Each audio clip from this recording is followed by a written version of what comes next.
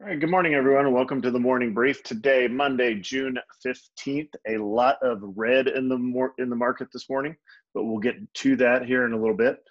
So welcome. We're still standing at 5 for our squadron totals, so continue to get the word out. I also changed an advertising campaign that should hit the Facebook this week to see if we can get a few more folks on board. Standard mission objectives for today: we're going to grow our money, we're going to protect our money, we're going to live off our money. Today, we're really focusing on protecting our money, with the topic of the day being volatility trading. So how we can use those to protect. And Predator, I saw your question already. I think that's a good one. I will talk to you about what I have done, and I will tell you, the teaser answer is not nearly enough. Is I need to get better at this. But I have done a few things where I've used these, and then I'll talk to that a little bit later once we get to the Q&A. Okay, and that's also our academic topic of the day. Again, how to use volatility really for protection. We will also talk about how to use it in a day trading scenario, and might try to take a trade today based off of that, just to kind of see how it all works out. Okay, for our flow, standard long, short, open, short, long. We'll review everything. We'll get to the 6. I put long-term investments there, but really just to kind of highlight those.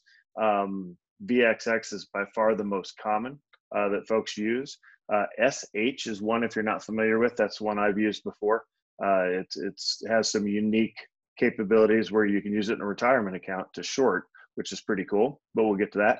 We'll talk about some day trading opportunities. Again, everything's in the red today, so there should be some good setups for us out there. And we'll close with some Q&A. You've got tech support information down there, as well as the disclaimer. We are using a slightly new system this morning, so if you have any issues with hearing me or seeing something, just put that in the chat and we will do our best to fix it. Okay, let's go up to TD Ameritrade, and we'll talk about where the market has been. As you look at this chart, again, 1 year from left to right, you had the big peak in February down to the bottom of March, and now the big move up, and then a past couple of days have been off, lost about 5% last week.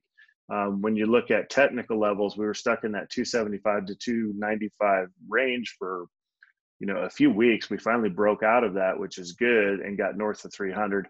Now everything kind of resets, and we're really sitting right at that resistance level as we opened this morning.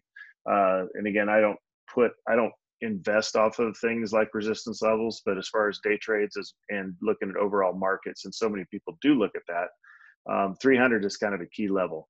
So if you think, excuse me, if you think of 300 holding in the SPY, then you could expect that the market, this is going to be a buy the dip opportunity, and that the people that are putting money to work right now are overriding those that are going to safety. However, if you don't see 300 hold in the SPY today, and it's going to be pretty close because we're right at it, that's when you have really the majority of the people are now taking money to safety and selling versus those that are buying the dip. So if we do crack below 300, I could see us getting down to a market stop again today. So, because a lot of folks are looking at that, and that's what the traders are talking about this morning. So that's enough on that chart. Let's go ahead and move over to the SPY chart of the last 5 days. We'll talk about the action. So there's your action, basically Thursday and Friday. You had the big move down on Thursday, and then we had the futures were up on Friday, and then basically sold off throughout the day with a couple of hiccups in between. So that's kind of moves, especially that Friday move, where it's like a lightning bolt. That's indicative of a market that doesn't know exactly where it's headed.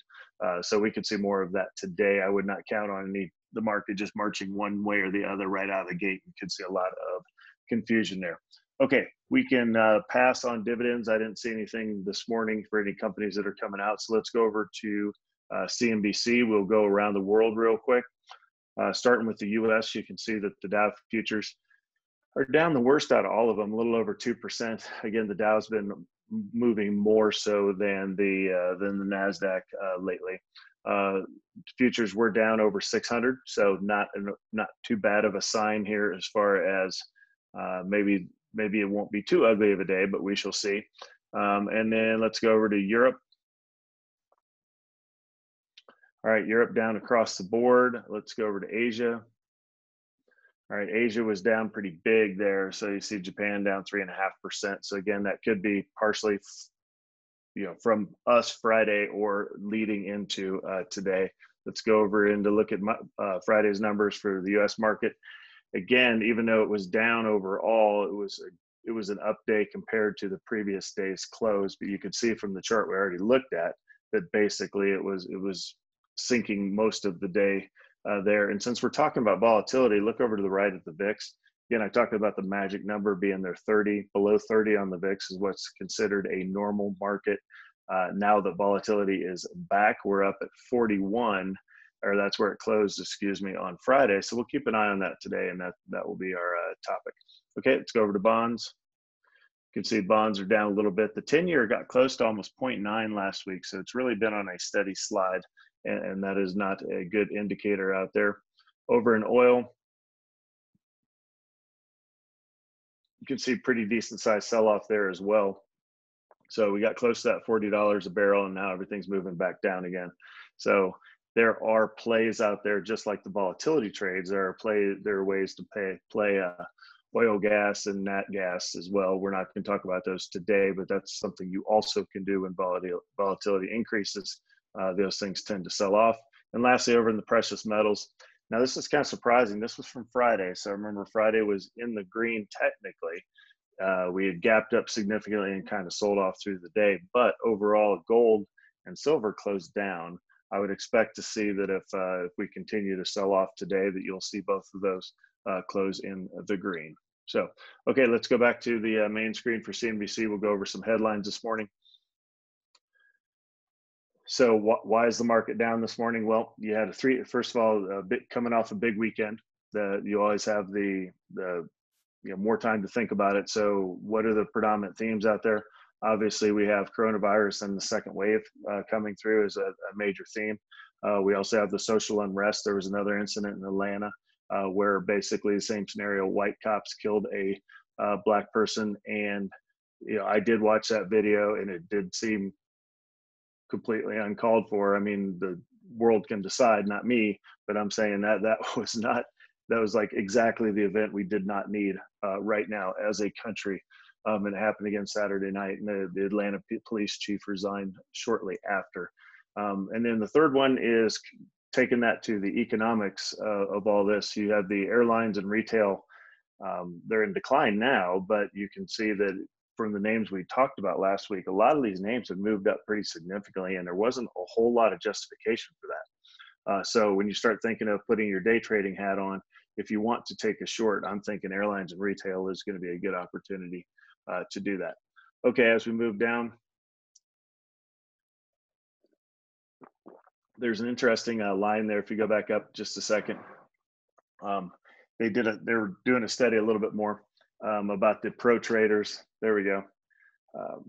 Scramble for protection in warp speed market. So again, as you try to protect a portfolio, that can be very expensive. Most of the time I use covered calls. I know that people in the room are familiar with those.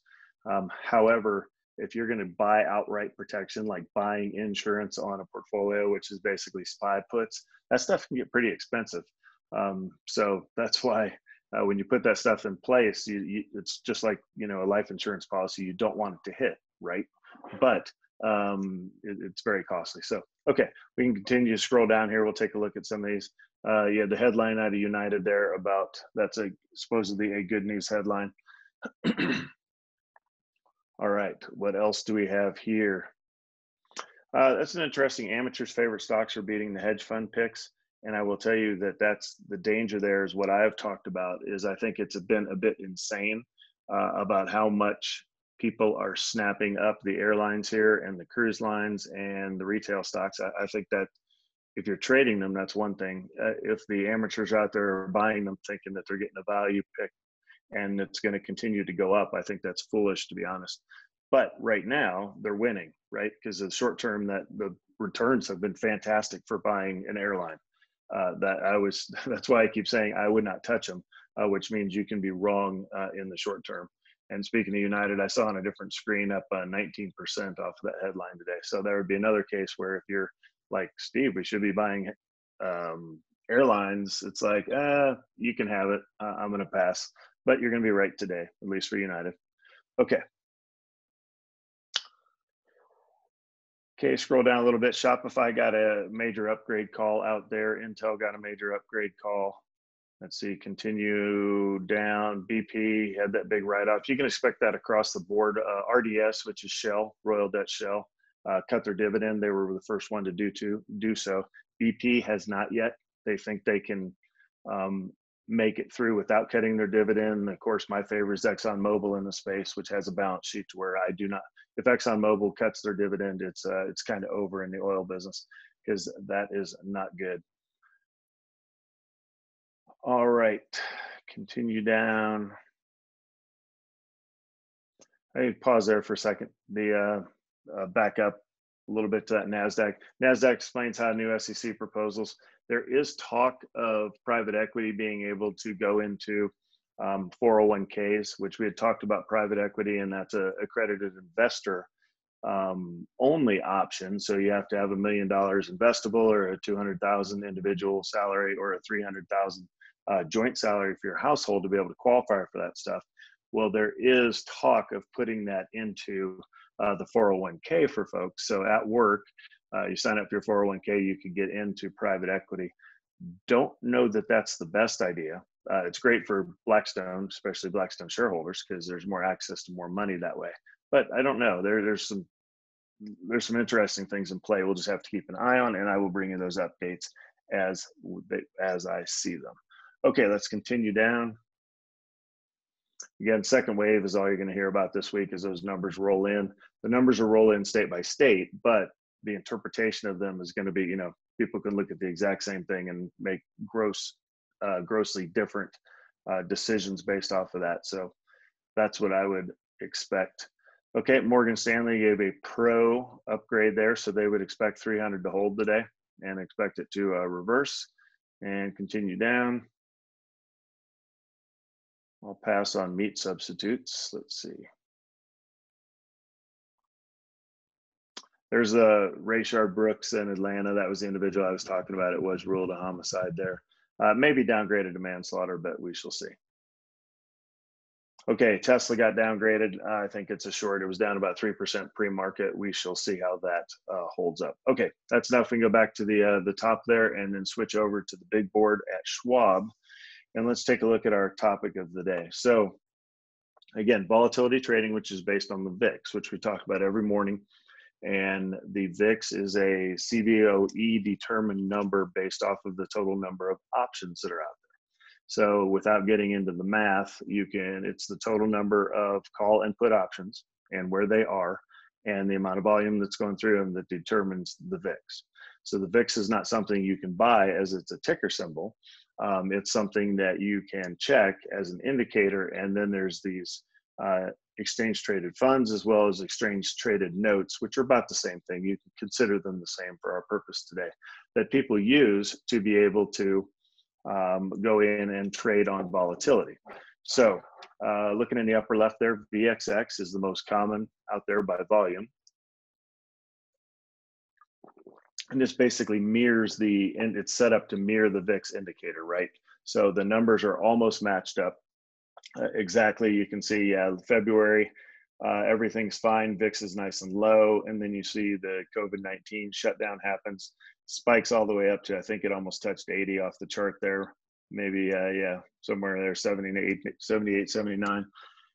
And then it's kind of settled back in, and the magic level I've been talking about is that 30, which we kind of finally hit, and now we popped back above it. So what do I take from this chart is if you think the second wave is coming and you think that the market is going to sell off here, whether it's due to the second wave, due to social unrest, due to we've run up too far too fast, reversion to the mean, off of any of those things, then yeah, you could buy the VIX here or buy VXX long. So just basically you would buy it and then you put a stop in, maybe you hold it to like 50 or so.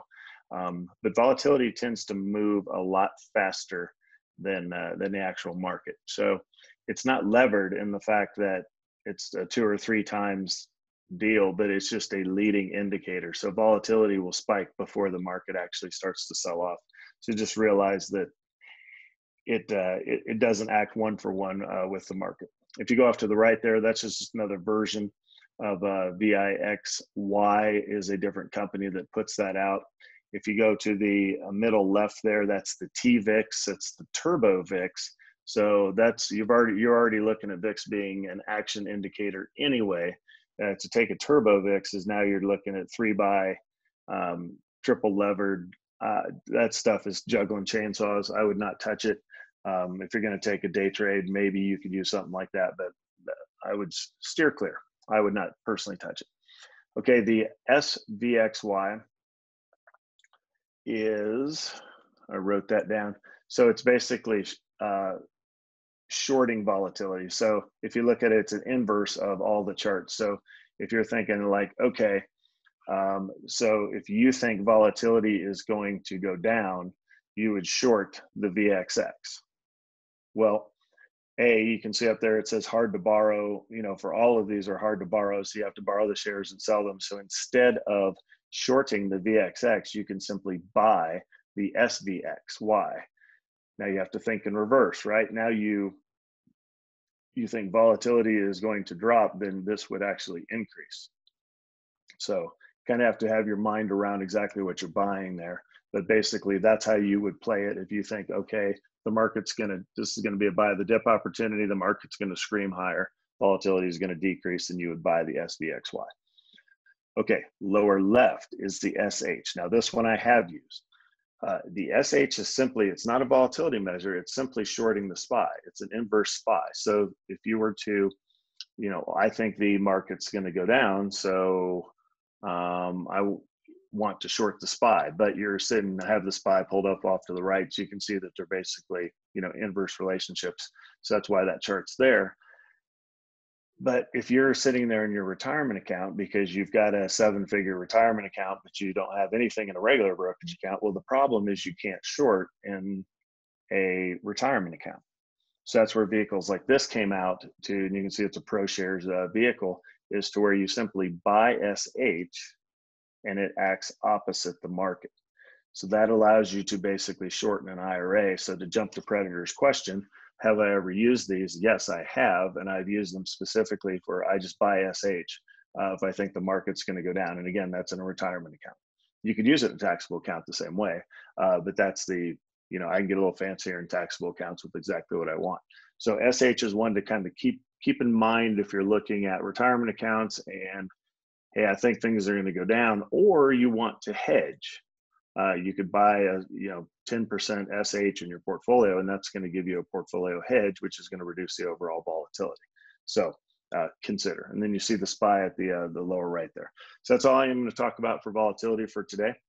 So we can go over to the tabs and start talking the short-term stuff.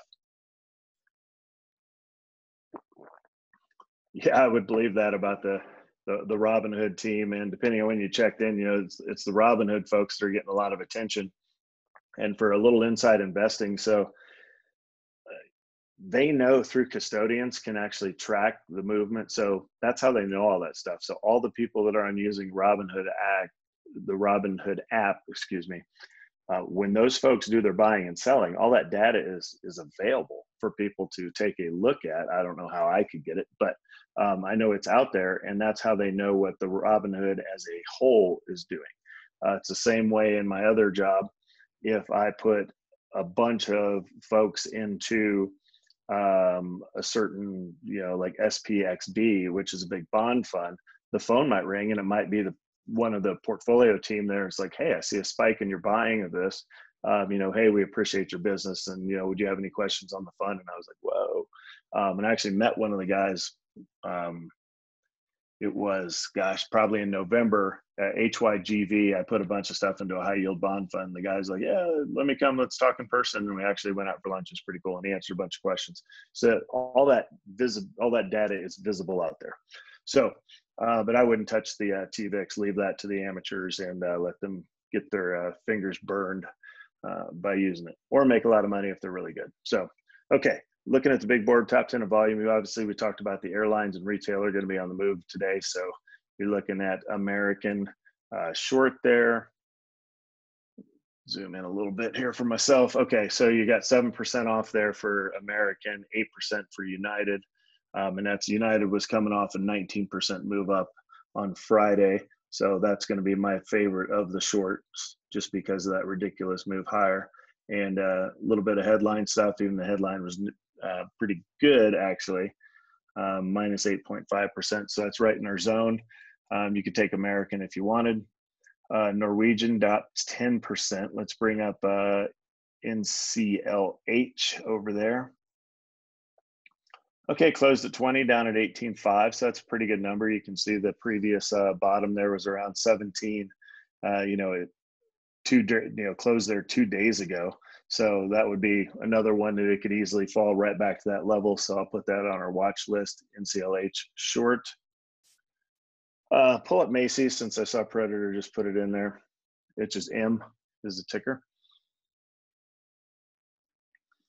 Okay, closed at 730, sitting down at 690, so not too big of a gap down, but it's a nice low price stock. The only thing I would caution is its previous low there across is 675. It's kind of its recent low. You will find that there's some people that can be a resistance level there, Predator. So I don't know how much, if you might be able to get 3 Rs right down to that level, but to go past that, I don't know that it will fall off versus put a UAL back in there. When you look at the UAL and it's coming down at 36, it could fall all the way down to like a 34 to 33.50 before it runs into that resistance level. So just something to consider. But we'll certainly put that on our list. Okay, looking back up, let's see, Carnival's at 9%. All right, let's go to the next tab.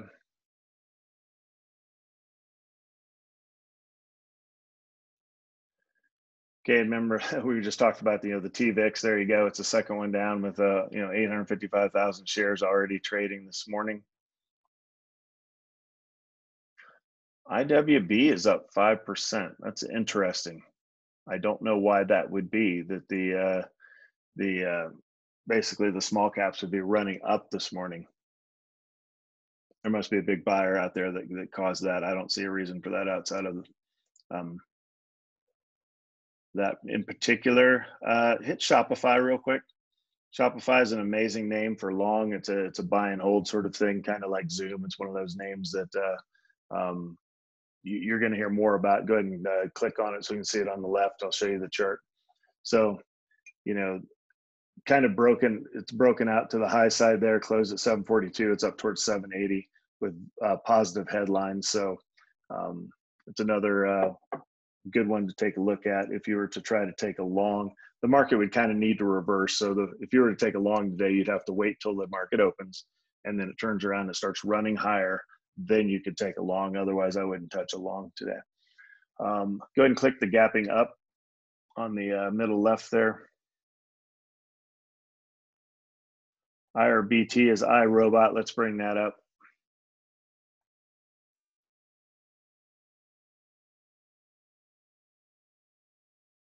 Okay, looks like earnings. They must have done a real nice job with earnings. And then SelectQuote was also up on earnings this morning. I'm trying to remember that ticker, SLQT. Pull that one up.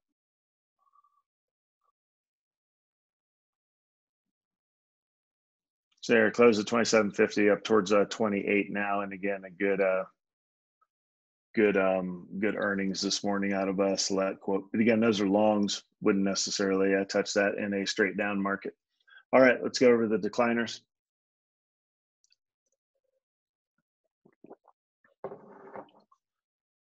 All right, only see one that meets the volume criteria, and that's Tesla. So just click on that. Tesla got a downgrade. The tough part with shorting Tesla is that it's so loved, so people are going to buy it no matter what. But you can see it was up at 935, down to 915. I could see that dropping significantly. But then again, I've been wrong before. So very tough to take Tesla short, but I'm going to keep it on the watch list for today. And that's when I saw the downgrades this morning, I was like, okay, I'm going to take Tesla short, but it seems like that never works, but we shall see. Amazon short, not going to touch that. Google short. Yeah, look at all those names. I mean, it's almost a best of breed lineup there, except for maybe Chipotle. Not a big fan. Okay, let's I'm just curious what GDS Holdings is. Click on that top one. It doesn't have the volume, but no news to give me any clue as to what's going on there, but it sure has run up. So it looks like it's crashing back down now. Okay, let's go to the next tab.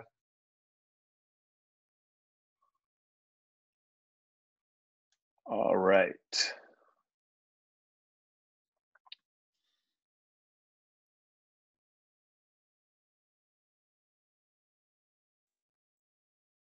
Yeah, most of these are trading vehicles that are running. I mean, look at that. Literally, like out of the 25, it's like 20 of them are trading vehicles. Click on WBA. This is a name used to have long, that 58.com. It's about halfway down, right there. All right, so 58.com. I mean, this is the name we were in for a long time. Look at that nice jump higher. So it closed at 50 up to 54. For going private transaction, so it's going to get bought out. So if you haven't seen this before, this is what companies look like when they're getting bought out. Is whatever, if they're getting bought out at 54 a share, the price tends to go right to that. There is some risk that the deal falls out or whatever, but yeah, it's an interesting. You see, it's hard to make money on that because by the time you hear about it, the stock's already moved up. So not all that useful for trading. Okay, let's go to our last tab.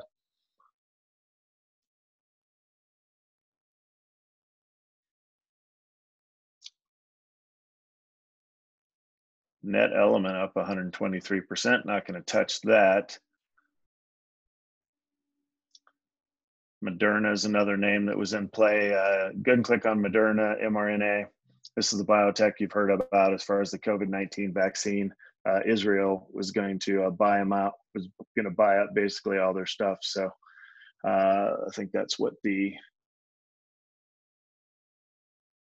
Israel in talks to buy basically all the vaccine out. That'd be kind of priceless. Is the USA delays and as Israel buy up the vaccine. So, all right, let's go ahead and bring up take this down, bring up TD Ameritrade, Think Pipes, and set up for our shorts. I saw one short in here, iRobot short. So IRBT short, we'll keep an eye on that. You can put that on the left-hand screen. That's from Burner. Let's go UAL in the middle. That's from Predator. And I'll take Tesla short. So I'll type mine in there so everybody can see it. I'll pull up Tesla. Yep, you already got it. Thank you. Short, how much of a stop am I going to have to give this? To all the way to 947. That'd be like a $10 stop. I'm not willing to, well, yikes. $10 stop. Tesla short. $10 stop. 3 hour, $30. That could happen easy. In at 1 minute. Out at 15. Okay, so there you can see my trade. Sounds good. We're going to get Think Pipes restarted for us there to get the trades up. So we have, let's see, 3 shorts, UAL, iRobot, and Tesla as our trades. See if anybody else hops in there.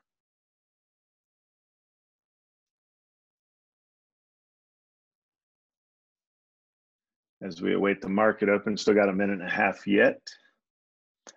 All right, RBT short at 1 minute, UAL 2 minutes.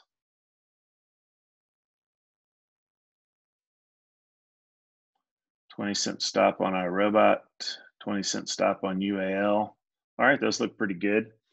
And again, we'll see how the market acts out of the gate right now, refreshing that on another screen. Pretty much holding to what we looked at earlier. Dow's down about the 578 or so, so not much change from since we've been talking here. All right, so, yep, UAL, then iRobot, and then Tesla.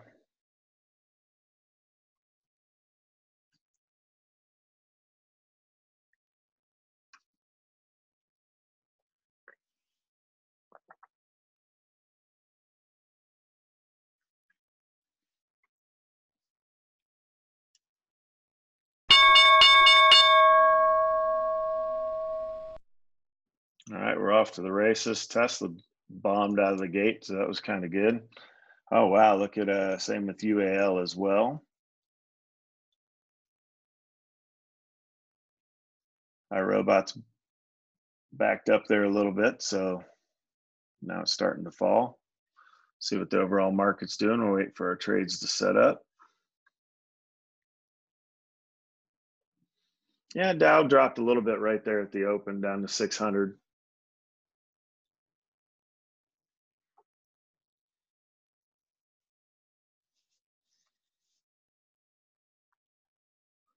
All right, we'll look at iRobot at the 1 minute point once it clicks over to that next bar. And you get ready to draw an iRobot's chart.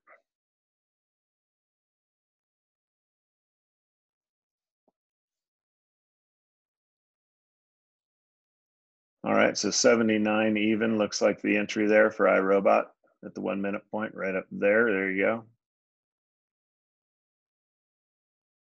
So you can draw on that.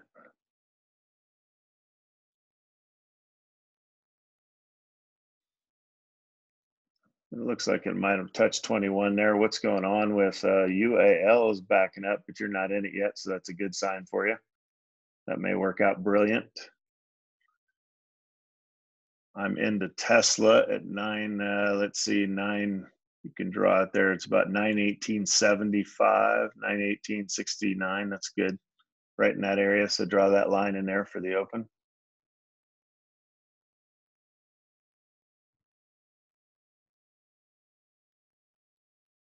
Yep, that'll work.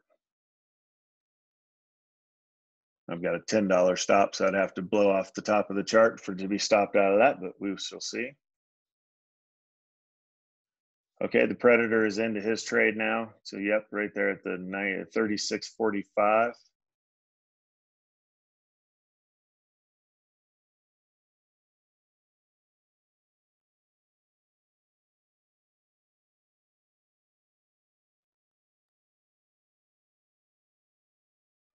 Put the pencil up there at top. I think that held. I think that was 36.64 up at the top there on UAL. Yeah, that trade held. Very nice. And it's certainly working. So 60-cent stop. Let's look at the UAL trade. That would be down to 35.84. So boom, that's a 3R trade right there in your first minute. So that one clearly worked, shortening an airline there. Let's look over here at Tesla. Tesla's working. I have a huge stop in there. So that, again, that I'm barely in the green, even though it looks nice and big there. It looks like, let's see, iRobot did back up significantly, almost a buck. So that's busted on iRobot. Let's take iRobot down and put in NCLH was another one. That was probably my second choice. Would have been in at the 1 minute point to so see if that holds. And it's not holding. So NCLH 18 up to 85, 20-cent stop. Not 30 cents out. There's no way that one would have busted. You can bring NCLH down. Macy's another name we talked about. Let's put that in the middle pane.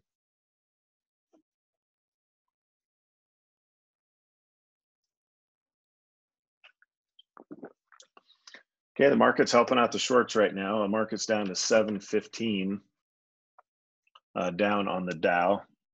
So again, that's going to naturally pull stuff down. Okay, Macy's again that we were taking a look at. Yeah, no matter where you entered, 1 minute, at the open, minute 1 or minute 2, it's kind of a beautiful setup for a short there. So about 685 would have been the entry or so. 688 or so in Macy's. So you wouldn't quite have gotten 3R in Macy's yet, but that should probably continue to sell off. So check that out. All right, UAL is still falling. So Macy's is working. We'll come back to Macy's. Let's go Shopify long and see how we had a couple names we talked about long here and see if they would have held out. So SHOP.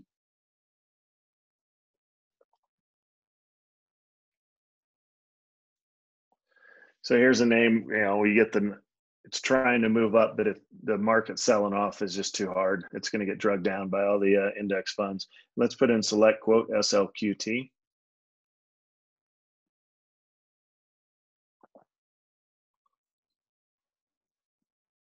So yeah, not nearly enough volume, but that would have been a long two, and that did not hold as well. Going back to UAL, since it's trying to bounce up, I wouldn't be happy about that, but I wouldn't necessarily be sweating that too much either. That looks like a short cover, so if it can hold here, I wouldn't mind. That would be if you were looking to add, which I wouldn't necessarily add, but that's one of these where if this holds and goes over to a red bar and starts back down, that's another where you could double up on your short. And one thing instructive to talk about on UAL, when you go to put your stops in, a lot of times you'll work it backwards, right? You'll start thinking about, okay, how many shares do I want, and then that determines my stop. But you can also look at the left-hand side of that chart. There was some congestion about 15 minutes prior to the open up at the 3680 level. So you might consider designing your trade to up to the 3690 as your upper stop. So you're kind of above all that stuff. That way it can, I wouldn't go all the way up to 38, but certainly, 36.9 would be where I would kind of want my stop. 36.9, a little up a little bit there. There you go. So it could have that congestion. So you gave it to about 36.65 or so, but that's how you can kind of look at the entry point there. But I like how UAL's acting. If it holds here, that would be a situation you could either take the trade if you missed the first one, or say you took your 3R, you got that in basically your first minute, and now you're going to go, okay, it backed all the way up. I'm going to take this again in this area, but it's got to chill a little bit. I wouldn't take it here until the green bars kind of stop. So.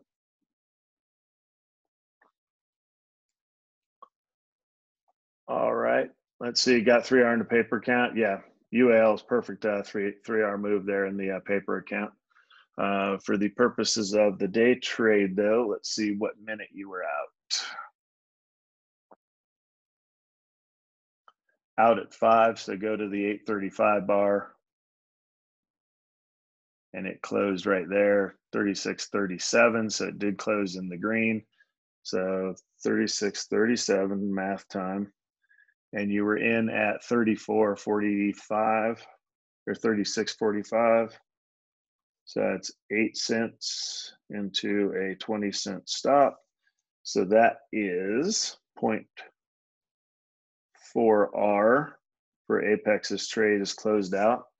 And let's see, I'm in it till 15 over on Tesla. Tesla's backed up, so I'm actually red in the trade, so we'll keep an eye on that.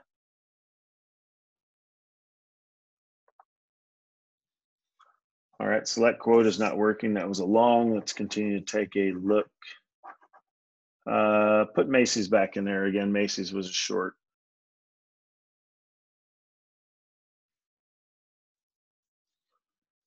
Okay, the Dow's back to only being down 550, so it's kind of a move up in the market. So that's probably what we're seeing across the board. Those green bars, not only in UAL, but in Tesla's probably being drug higher by the index there. It's almost a beautiful entry we've been talking about there on the UAL, where you get this, what is that, 1, 2, 3, 4, 5 green bars, and then you see the red bar, and then if you get another red bar, that's where you can look at taking that entry, and then you put your stop at above the previous, up around the 37 level. So this bar would have to go red.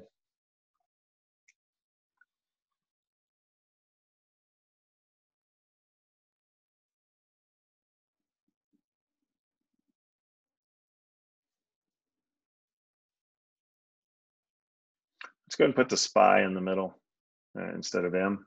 You can see how the market's acting overall. So there you can see the nice big green move up in the SPY, and that's going to basically knock people out of their short trades. So that's why if you have, depending on the number of screens you have, that's where you want to keep the SPY up on somewhere on your chart so you can keep an eye out of what's doing. That's almost let's see, 0.5% move up there in the S&P 500 there. And of course, if that reversed, then that would help you out. So All right, let's look over to the left to see what's going on in the overall on the watch list. So pop that window open over to the left and we will take a look there. All right, in the green, CLIS, that's penny stock. Shopify we talked about. MMEDF, that's our psychedelic. SPTL, we talked about treasuries the other day. Again, they move up when the market moves down. NEO is your Chinese EV maker. And G-bill treasuries, well, that's sitting flat. So, okay, let's see what's the big loss leaders so far. Bunch of options at the top. MNRL, that's a local mining company here in Austin. Then a couple of the psychedelic names. COP is ConocoPhillips, an oil name. Delta Airlines, down 5%. Surprised the LK down 4%, yay. Southwest, the XLE, that's all of the energy stocks. So overall, that's not quite as ugly as I thought I would see on a 500-point down Dow day. All right, let's go back to the green so we don't have to look at red. All right, over in Tesla, I've got all the way up to 929 before I'm stopped out, but I'm certainly in the red right now. And let's check out the Q&A. Okay, so we talked a little earlier about what I've used is basically the SH. So if I happen to sell out of some things that I think that are like, okay, I need to go to cash a little bit,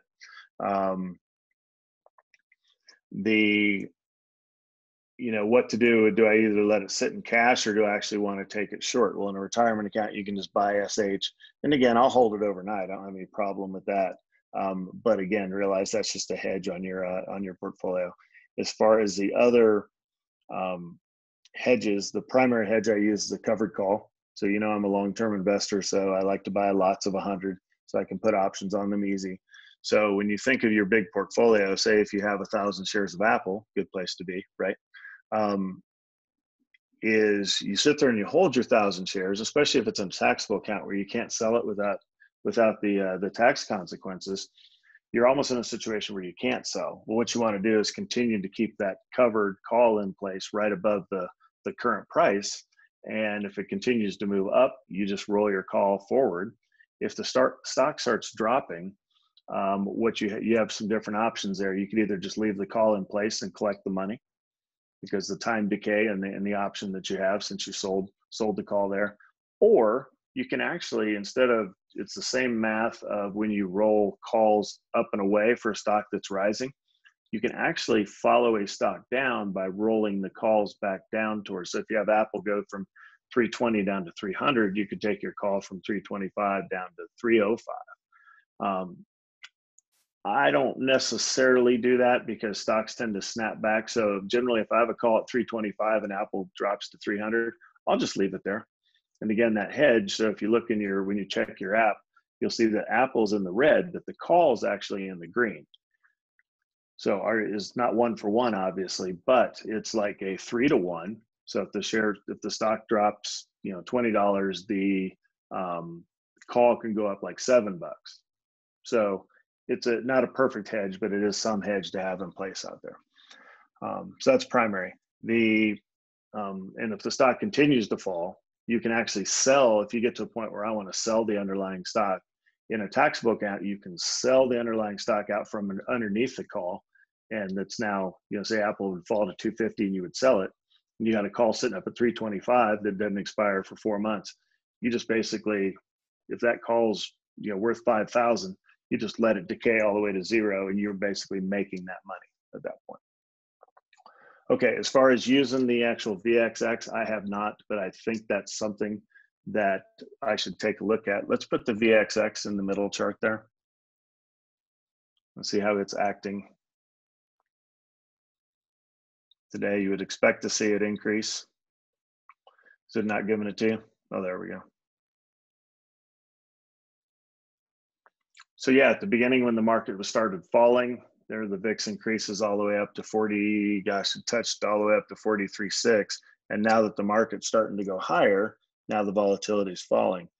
I think it's probably safe to say that, you know, when you think of a day trade, you can look at volatility and go, okay, do I think the market's going to continue up today? No, probably not. I think this is just it's nice that it went up this morning a little bit, but I think it's going to sell off in the rest of the day. You could take the VXX long and then just set your stop down to like a 40. Going, you know what? I don't care what happens today. I think the volatility is going to at least stay above 40, and then that would be your trade for the day. You're not really talking R there. You're just talking about how could I make some money if you're a trader. So I'll write that down as far as our notes, saying, okay, does the VIX hold 40? And that way I can check it later today and see if it actually did indeed hold 40. Volatility tends to spike up, but it doesn't tend to spike down. You know, the world doesn't just get super good that fast, right? It can get worse that fast. That's why it spikes up, but it doesn't get better that fast. It needs to heal over time. So that's how I would take a look at that. Okay, that was the VIX holding 40 in my notes. All right, let's check back to Tesla. I just closed out on the previous bar. So 917 is, make sure I'm on the right bar there. Is that the 845 bar? Yes, it is. So I closed out there at what, 916.9? 916.9. I entered at, run up to my entry point there. So that 918.76, 918.76. So quick math, I'm not gonna make it. Predator's gonna take it. So 918.76. 1.86 divided by 10 is 0.18 R. So the Predator had a 0.4 R. I'm at 0.18 R. I finished in the green, but not good enough to take the competition there. So Predator, in a way, is on an unbroken 6 session win streak with some times where we all busted out there. So another win, another month in the room for the Predator. All right, that's kind of all I've got for today. Let's put SPY back in the middle there. And if you don't have any questions, we'll go ahead and close things out. So I'll give you a second there. Let's put AZN over to the right. We'll take a look at Predator's other trade.